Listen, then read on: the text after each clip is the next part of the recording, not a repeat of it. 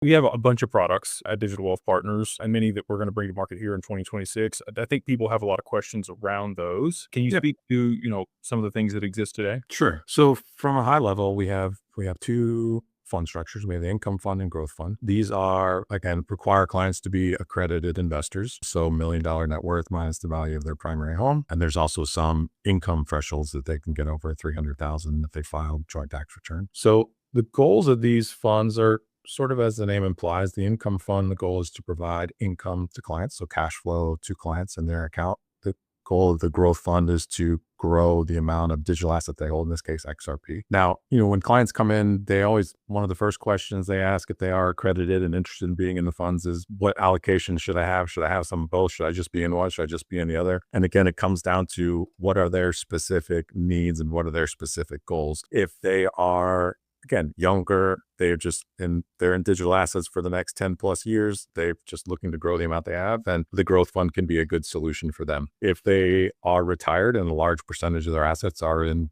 digital assets, then the income fund can be a good solution because it is again providing cash flow to them so they can help fund their lifestyle needs. And then some clients obviously will make sense to be, some mix of that. They may not be retired, but they want some cash flow maybe to offset AUM, or again, maybe they just have a large chunk in, you've alluded to, what's the term you use? You're like digital asset rich, but cash poor.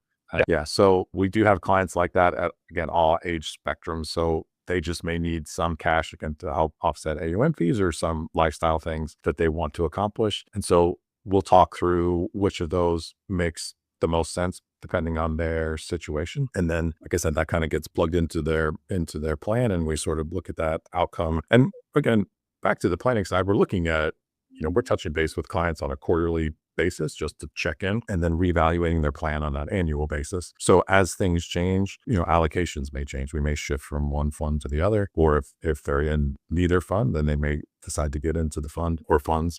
So again, very dependent kind of on what the client needs are at the time.